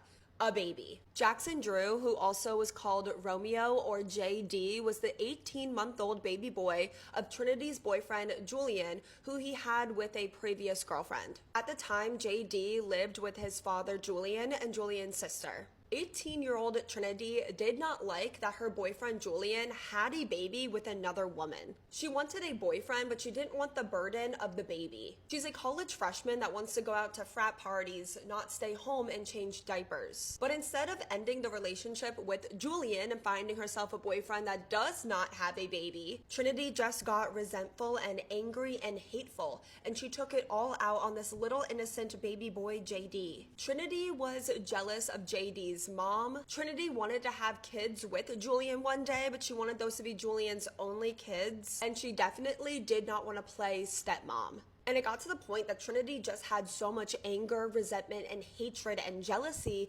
towards this innocent little baby. And Trinity definitely wasn't hiding it. She would tell her boyfriend how much she hated his kid. She would tell all her friends. She was constantly texting her roommates about how much she hated little baby JD, and those texts do come back up later. On the weekend of January 13th, 2024, Julian brought his 18-month-old son, JD, to stay at his 18-year-old girlfriend's college campus, so the three of them, Trinity, Julian, and JD, would all be staying in Trinity's freshman dorm room. And I'm not the first one to point out that a college freshman dorm room is no place for a baby. Throughout the entire first night, Trinity is texting her roommate about how annoyed she is that JD is there, how much she wants to get away from him, how much she needs a break from the baby. Julian and JD were sleeping on an air mattress that was on the floor, and allegedly the first night in his sleep, JD rolled over and he fell off the mattress. It was like a little fall. He fell like maybe that far, and he was fine. The day before, JD is seen by people and he's totally fine. The day after this fall, JD is seen by people and he looks totally fine. He doesn't have any visible injuries. So the three of them, Trinity, Julian, and JD, wake up the following morning. It's Sunday, January 14th.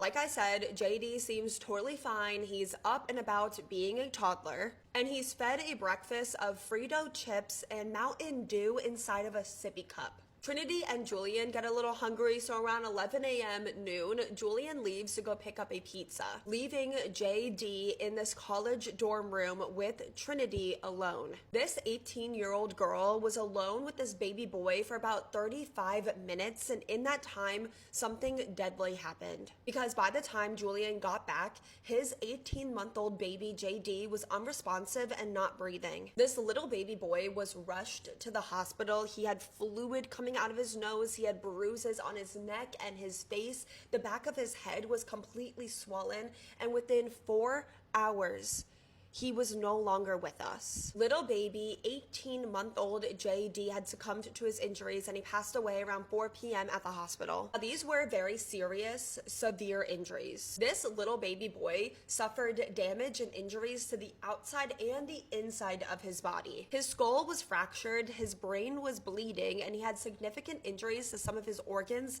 including a lacerated liver. And his cause of death was concluded to be from blunt force trauma to his head and his torso. And since 18-year-old Trinity Pogue was the only one with JD when he suffered these injuries, she was taken into custody and she was arrested and being accused of beating this toddler to death.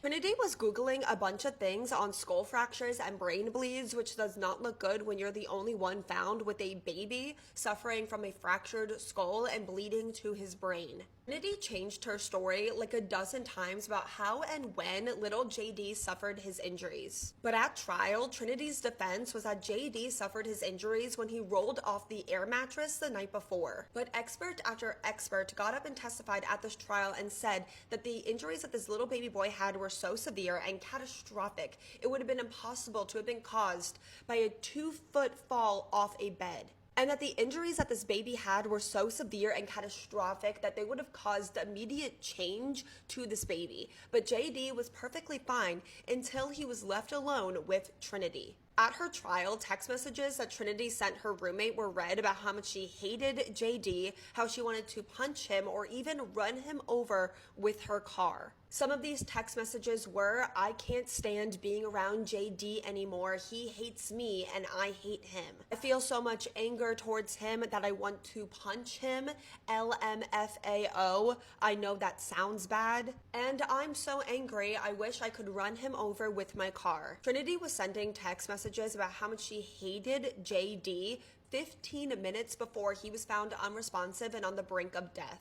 That does not sound like a coincidence. The prosecution's theory was that all this anger and hate that Trinity had towards this little baby JD finally boiled over. She was left alone with this baby yet again, and he was probably acting like a baby. Maybe he was crying, maybe he was throwing a fit, or maybe JD just wanted Trinity's attention and love, and she exploded into violence. So she beat him to death. The defense argued that no one saw Trinity do any of this. There was no physical evidence that she was the one that did this. They argued that she was only 18 years old, she was a straight A nursing student, she was an experienced babysitter, that Trinity wanted to be a mother herself one day. She had been left alone with JD many times without incident. This trial just concluded and it was heavily publicized. I did my best to put together like a pretty thorough overview, but if you think I got anything wrong or if you think I left out something pretty significant, please let me and everyone else know in the comments. The jury deliberated for like 2 or 3 hours before coming back with their verdict, which is not a long time at all. They found Trinity Pogue guilty on 5 out of the 6 charges, which included felony murder, aggravated battery, and first-degree child cruelty. They only found her not guilty of malice murder. That was actually the first verdict that they read out, and I have Trinity's reaction to her verdict on camera. When she hears that first not guilty, she breaks out into tears. To me, it looks like she thinks that she got away with everything, and to me, it kind of looks like she's putting on an act, because when she hears guilty to the rest of the charges, she just looks up, no emotion, no tears. The verdict reads as follows as to each count. On count 1, it says, "We, the jury, find the defendant not guilty." On counts 2, 3, 4, 5, and 6, the verdict reads, "We, the jury, find the defendant guilty." Of felony murder, 2 counts, aggravated battery, 2 counts, and cruelty to child in the first degree. Y'all can have a seat. The now 20-year-old Trinity Pogue was sentenced to life in prison plus 20 years to be served concurrently, and she will be eligible for parole after serving 30 years. So she will be eligible for parole when she's 50 years old. And if you made it to the end of this case, thank you so much for listening to JD's story. I know it was really, really hard to get through, but that's why cases like this are so important to talk about. Little baby JD was a baby. He did not ask to be around Trinity, and he was hated for it, and then he was killed for it. He was completely innocent in all of this, and my heart truly goes out to all of his loved ones. If you made it to the end of this video, again, thank you so much for listening to his story. Let me know all your thoughts in the comments, but please do it respectfully. While you're in the comments, please let me know what case you want to see me cover next. Thank you to everyone that was suggesting that I cover this case, and I will see you guys all next time in my next video. Please be a good person to your fellow person. You can't make this stuff up. Might have known the story of real-life boogeyman. This is another very bizarre case, because what do you mean a young woman gets her life taken from her on a beach in the middle of the day and no one sees or hears anything? In this photo is a young woman named Victoria Cafasso, and in 1995, that's exactly what happened to her. So Victoria was born in England, but her father was Italian and he spent a lot of time working there. And she spent the majority of her childhood growing up in Italy along with her younger sister. And as a result, she did have dual citizenship between the UK and Italy, and also spoke English, Italian, and French. Now, she was a very young and bright woman, so much so that she was ready to take on law as her career. However, right before she was about to start, she decided to defer her studies. And instead, she wanted to go to England to visit her grandmother, and then she had made plans to travel to Tasmania to visit a cousin. And on October 6th of 1995, she arrived in Tasmania, greeted by her cousin and a friend of his that was from Sydney, Australia. Now, her cousin lived in an area called Beaumaris, and on their way to his home, they decided to stop by a lookout that oversaw the Beaumaris beach. And it was here where she also met 3 other people that he happened to know. Now, even though she was on holiday here, she had only met her cousin a couple of times beforehand, and she didn't really venture much out into the public. All she really did was go for a few walks on the beach. And that's also what she did on October 11th. It was the morning around 9 a.m. and she was reported as going out for a walk on the beach that day. And people did come forward saying that they saw her tanning around 10 a.m. on the beach. And we would later hear from police that they were able to confirm that at least 50 people had been on the beach that morning around the same time as Victoria. And it wasn't until 1:30 p.m. that afternoon that her lifeless body was discovered in the shallow water. Police estimated that she passed away somewhere between 11:30 a.m. and 12:30 that afternoon, and she was found partially undressed, and there were clearly signs of a struggle. But the worst part of it all is that she had suffered 17 stab wounds. They did find several of her belongings about 50 meters away on the beach, but there were several things that were never recovered, including the lower portion of her bikini, nor was her towel or the weapon used to commit this heinous crime. However, they were able to determine that she had initially been able to defend herself from the attack because she was hit with something heavy. And whatever this was, it was hard and heavy enough to break 3 of her teeth. But very early on, authorities were criticized because they did not corner off the area fast enough. Apparently, the investigation was poorly done. And throughout all of the interviews that police did, they were able to determine the amount of people that were there that morning, but surprisingly, no one saw or heard anything. And tragically, Victoria's father passed away just 6 weeks after she passed away, never getting the answers that he was looking for. And the case went cold fairly quickly. It wasn't until decades later that a clue was released by the authority. It was a photo of this car here. Now, this is not the photo that was at the crime scene. It's a model of a car that was similar of one that was seen that day. They described it as being a light-colored Subaru station wagon with a young man driving it who appeared to have kind of like a surfer look. They then said that this car was spotted at the beach that day, but that many locals had also seen it around the area in the days leading up to what happened. And as for the man in question, they described him as being about 20 years old or in his early 20s, being tall, slim, and pretty fit. And someone would come forward later saying that they did see a man matching the description running across the beach. However, they did not see anything else. But because this is all authorities really have to go on, they're hoping that someone remembers seeing a car similar to this that day, and that maybe the car is still being held at someone's home in the area, even if it's not being used anymore. And over the years, many of the same witnesses were re-interviewed. They were even brought back to the crime scene to see if they could remember any other details, but no new information came forward. And tragically, that's where the case remains to this day. If you have any information about what happened to Victoria Cafoso that day in 1995, contact the authorities. I will put the information in the description. You mentioned dolls a few times, so I thought I'd share this one. The disappearance of the Dutch doll. Long before the new housing estate, Finnegan was home to a small girls' charity school just beside the church. And hanging above its entrance was something no one ever forgot. A wooden figure, about 3 feet tall, dressed in blue, clutching a painted scroll that read, "Read ye the scriptures." Oh, read ye. She was simply known as the Dutch doll of Finnegan. No one knew who made her, but everyone feared her. And still does. At night, the girls of the school whispered that they heard footsteps on the floorboards, soft but steady, pacing the corridor outside their dormitory. Sometimes the door handle would rattle or the lights would flicker. Someone would gasp, "She's coming." The school matron used to threaten pupils, "Mind your behaviour, or you spend a night with a doll." One girl laughed at the warning.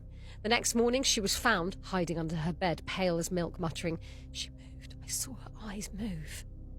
When the school finally closed in 1961, the doll was taken to St Mary's Church for safekeeping. The vicar placed her near the vestry. Soon after, people began to talk again. The cleaner found the scroll across the aisle. A faint tapping was heard late at night, and someone swore her head had turned slightly between Sunday services. But then one day, she was gone. The cupboard was splintered open. All that remained were 2 small wooden feet, sawn clean off. The police called it theft. The villagers called it revenge. Now the old school is gone, replaced by the modern primary down the road, bright, warm, and full of laughter. But when autumn nights draw in, the older pupils tell the new ones the story. They say the doll still walks through Finnegan, dragging her broken legs behind her, searching for her missing feet. Sometimes she's seen near the churchyard. Sometimes she peers through the windows of the new classrooms. And if you ever find a faint trail of blue paint on the playground, whatever you do, don't follow it. Is there a body buried in the walls of this home? This is the still unsolved case of Barbara Miller. At the time this case occurred, Barbara Elizabeth Miller, pictured here, was 30 years old, and she had a 14-year-old son. And she was living in the Sunbury area of Pennsylvania. Barbara had also recently been in a relationship with a police officer there named Mike Egan. And according to family, Mike and Barbara had basically called it quits a few weeks before this, or Barbara was trying to break up with Mike. She had called police a number of times, accusing Mike of harassment, terroristic threats, and behavior, and that he was stalking her. He would kind of be by her home with binoculars trying to spy inside her house. Barbara told friends in the days leading up to this case that she was afraid of Mike, that if anything happens to her, it's because he killed her. She was very dedicated to getting away from him, according to friends and family. Barbara's son would tell police later that her and Mike got into a very loud argument on the night of June 30th, 1989, and this was with regards to Barbara attending a friend's wedding, which would have been the following day on July 1st. She was planning to go to that wedding without him, and he didn't like that. Barbara did not show up to the wedding, which was on July 1st. And this was an immediate cause for concern because she was really looking forward to going to this wedding. The day after the wedding, Barbara's teenage son would tell police later that he saw Mike Egan driving his mother's car, and it was caked in some sort of like yellow clay or some kind of bright colored dirt. When Mike Egan was talked to about this, he said that simply the son was mistaken. He was driving his car, not hers. Barbara, who was a factory worker and also was a part-time bartender, then failed to show up to any of her jobs. And so her family officially reports her missing. Nobody has seen Barbara or heard from her ever again. The police would treat this from the start as she's an adult, and it's very possible that she made herself disappear like this, which is not illegal to do. But the family, especially her son, were like, no, that's not what happened here. She loved her son dearly, and there's just no way she would abandon her teenage son like this. Is it possible? Of course it's possible. It's just unlikely. She was telling coworkers, I'll see you on this day. And every time she said that, she always came to work. This time she didn't. Again, is it possible she just said, screw it, I'm skipping work and I'm taking off? Again, of course it's possible. It's just unlikely. Mike Egan quickly became a person of interest, which then turned into being a suspect. Now, at this time, in actuality, he is no longer a police officer. He had not been a cop since the year prior because he had served time for a burglary, but he was still friends with and knew some police officers. And so, the whole protect your own type thing. As the years go by, police get all sorts of tips and information about Barbara's case. She might be here, she might be there, but she's never where they are told. A couple of years into all of this, there was an informant who told police to check in a home in Milton, Pennsylvania, specifically the home owned by Mike Egan's sister, Kathy Reitenbach. Kathy, at one point, lived here in this home. This informant said that Kathy was one of the last few people to see Barbara alive. Now, for whatever reason, it didn't appear the police ever actually investigated this particular angle. This information really wouldn't come out until 2009 when there are new detectives looking into her case. And in that report, they also find that there was information provided that Mike Egan, he had told someone about something about burying a body inside the walls of a house. And that Mike would drive by this house, his sister's house, all the time while he was high, and to apparently just to check to make sure there's nothing going on. Finally, in 2017, now that they have all this information, it does take some more time. They have to contact the new owners of the home because Kathy, she died prior to all of this, and the owners of the house have nothing to do with the case, but they needed their permission to go in and search the house. And they got that permission. So police would search the home from top to bottom. They then also brought in numerous different cadaver dogs, and all of the dogs picked up on the scent of a decaying body, all in the same area of the basement, specifically at this cement wall.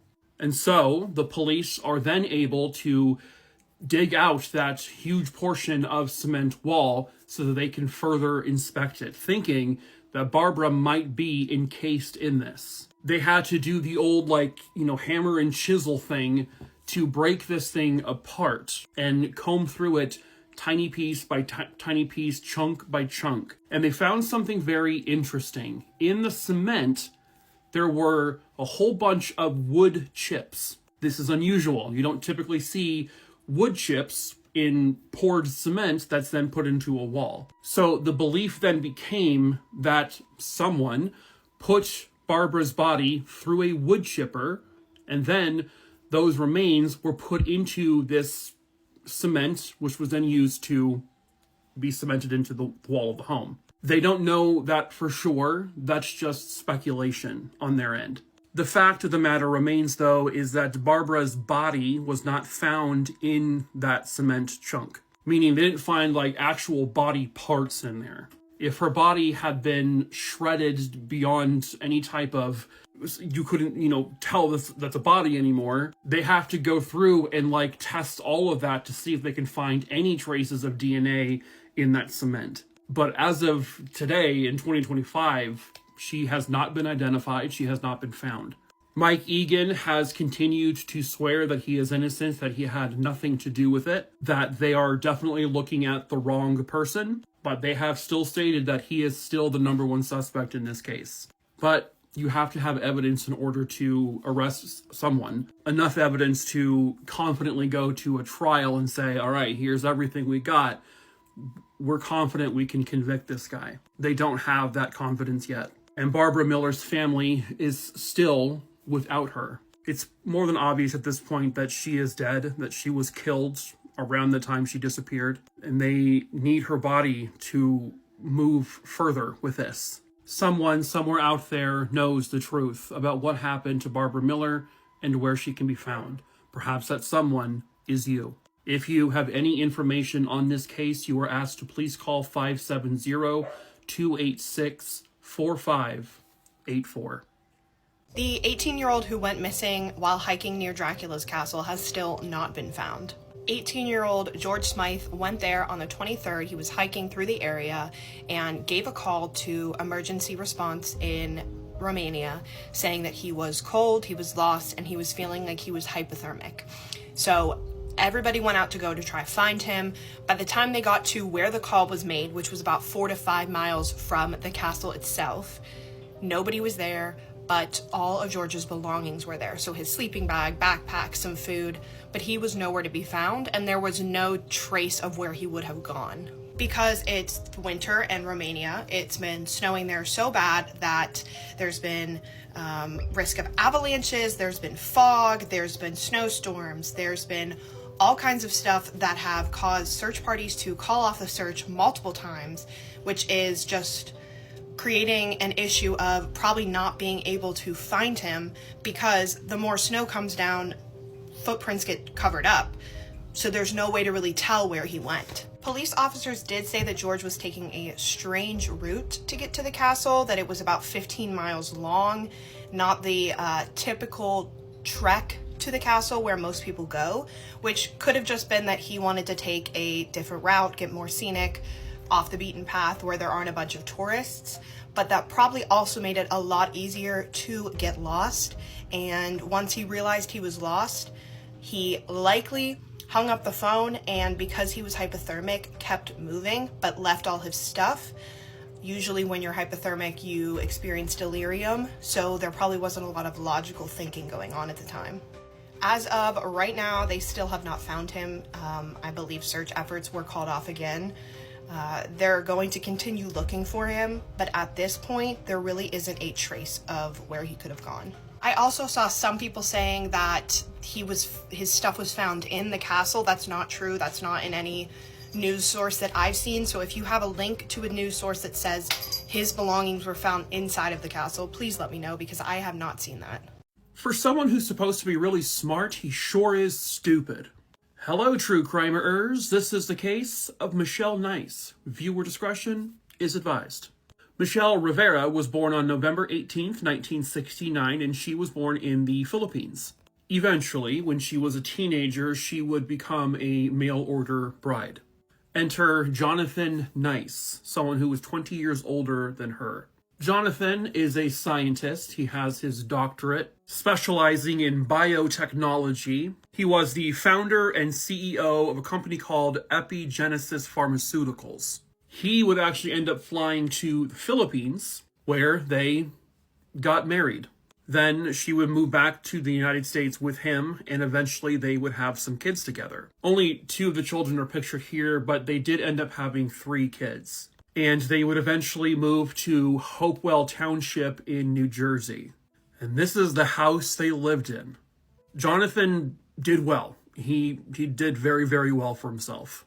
In 2001, Jonathan Nice would hire a landscaping company to take care of all the landscaping on this giant property, which brings us to Miguel de Jesus. Soon after Miguel started working for the Nice family, he would end up having an affair with Michelle. In 2003, Jonathan Nice uncovered this affair, and that is when Miguel ended up trying to extort money from Jonathan in the tune of like $500,000. He told Jonathan that he had a video recording of Michelle having sex with someone other than her husband, But Jonathan then ends up going to the police to report this extortion attempt. But because police had no evidence to prove this extortion, they found nothing, they ended up having to drop it. Meanwhile, Michelle continued to have the affair with Miguel. Which takes us to January 15th, 2004. Michelle, who was a beauty consultant at Macy's, would work her shift that night, and she got off sometime around 9:15. She would then meet Miguel de Jesus at a local motel where they had relations. Afterwards, Miguel goes back to his home where his girlfriend lives. The following morning, a little less than a mile away from the nice home, someone discovered a Land Cruiser, a vehicle that was just sort of down this embankment with the door open. When the individual who noticed it got closer, they saw a woman slumped over in the driver's seat. She was very clearly dead. There was blood all over the car. Blood caked onto the seat behind her. There was blood on a suitcase, which eventually they determined was full of women's clothes. And you can just see this blood is all over the place. The victim had defensive wounds on her hands, and she would soon be identified as 34-year-old Michelle Nice. Michelle had experienced multiple blunt force trauma injuries to her skull, and she had skull fractures. The vehicle showed zero signs of any kind of accident. Nothing that would have caused her to have that much trauma to her skull. Coupled with that, you have actual footprints leading away from the car, meaning someone walked away from this. They know she was murdered, and this was just a dump site. So police go to the Nice residence where they speak with Jonathan. He showed apparently zero emotion. He told police about the affair she was having, about the supposed extortion attempts. He did tell police that he and Michelle did argue from time to time. There was belief that Michelle might be leaving him, and he was trying to shift the blame to this murder onto Miguel de Jesus. But they were actually eventually able to clear Miguel, leaving only one other viable suspect, Jonathan himself. They get a warrant to search the home. They find traces of blood around the house. They find a trash bag full of bloody towels shoved into a hole in the wall. Michelle's blood is what they would learn. This was also Michelle's blood. They found a pair of Jonathan's loafers with something really strange on the bottom of them. They would learn that this was adhesive. And this is where it gets just... Around the house, in different locations, like in a trash can, in the toy box of one of the kids, they found different segments of a cut-up sole of a shoe. They also had adhesive on the bottom of them. A forensic analyst put them back together like a puzzle, and they matched the shoe impressions that were found walking away from the car. Someone had bought a pair of boots. They then cut the soles off and glued them to the bottom of this pair of loafers. And then they would remove those pieces of shoe chunks off of the loafers, and instead of just throwing everything into a garbage bag and disposing it miles away, the idiot put them around the house like a fucking Easter egg hunt. What was he planning to do with them after police were done what was he planning to do with a bag full of bloody clothes and towels? All of the evidence pointed to Jonathan. And then he just confesses. He says that night Michelle came home later than she was supposed to. She then starts to open up a suitcase and starts putting her clothing in it because she's saying she's leaving. They get into an argument, which takes them to the garage. There is a physical altercation in which Michelle is trying to defend herself. And then he takes up a wooden baseball bat he owned and he began to beat her over the head with it. He then would clean the baseball bat and put it back where it was. He then put her in her vehicle, drove her to this embankment, and then he staged it and then walked away. He knew that there would be shoe impressions because there was snow, and he didn't want to go barefoot because it's cold. You can't get your piggies all cold. So before he did all that, he did the whole art project with the shoes and then dumped her body. He is then arrested and charged with the murder of his wife, Michelle.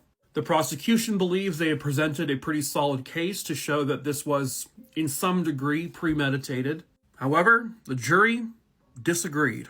Jonathan Nice was found guilty of manslaughter, specifically passion provocated manslaughter, not murder. He was sentenced to just 8 years in prison, in which he only served 5. Fast forward to 2022, he is actually arrested again, this time for wire fraud, and he is convicted of that. He is sentenced to 8 years for that. 8 years. The same amount of time he got for murdering his wife is what he got for wire fraud. The man shouldn't even be out at all. Was Michelle perfect? No. She was having an affair. Okay. You don't murder someone over an affair, though. You divorce them. But Jonathan was all about control. And if he couldn't have her, that was it. No one could. And I'd like to say that she got justice, but did she? Not really. Her killer was freed shortly after he was convicted, really. Fuck that guy. How is it possible that 5 people from the same family all go missing? This is the very strange story of the Phillips family. It all started in December of 1990, shortly after Christmas, when a fire broke out at a family home in Tulsa, Oklahoma. And this home belonged to a woman named Florida Phillips and her boyfriend Otis T. Brewer. Unfortunately, both of them passed away due to their injuries from the fire. But shortly after that, several of her children started disappearing. The first disappearance occurred in January of 1991, and it was Tamarian Phillip. She was living with her husband and their 3 children together. Now, the morning she disappeared, everything was going fairly normal. Her children left for school early that morning, but when they returned home expecting to see their mother, she was nowhere to be found. Now, apparently her husband had told the children that their mother was playing hide and seek, so they looked for her all over the house, but they did not find her. And then just a few days later, the kids were sent to live with family members in London. And although there's been speculation that her husband was involved, there has been no actual proof.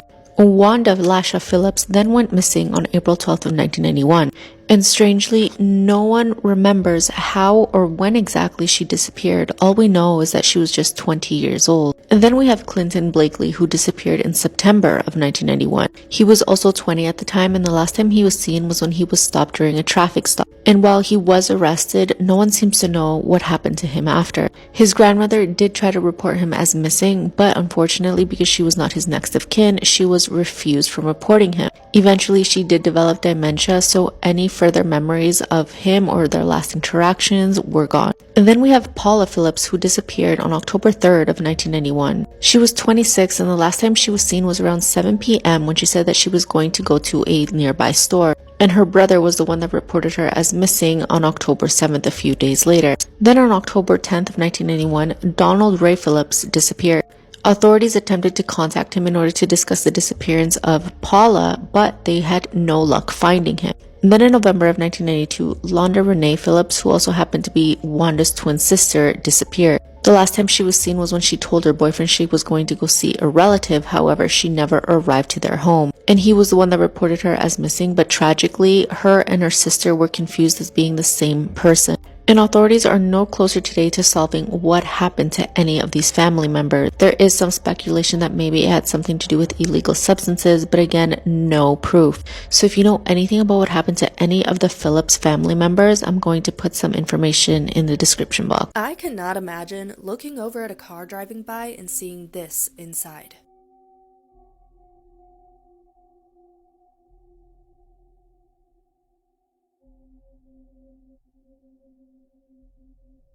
There is absolutely no information floating around about this video, and I'll make sure to tag the original creator whose video I saw about it, but who I really want to hear from is whoever took the video, because as they were filming, they captured something extremely creepy as this car drove past them on the road. Now, a lot of people in the comments are saying that these passengers look no longer alive, and that the driver intentionally put masks on their face to seem less suspicious. He's also wearing a mask, possibly to shield his identity. Others were saying that it's possible that the driver is using props to get through the carpool lane, and that maybe he had taped their heads to the headrest to make sure that they stayed upright, but I don't know. While the figures in the backseat don't look so convincing, the way this person's eye looks with her skin sucked in around her neck is straight nightmare fuel, prop or not. Someone else in the comment section said that they actually heard about this man and there's supposedly an urban legend behind all of this. They said that this man supposedly lost both his wife and children and couldn't deal with the grief, so he created these life-size dolls to replace them. And if that's the case, it makes this whole thing more sad than scary. But what do you think?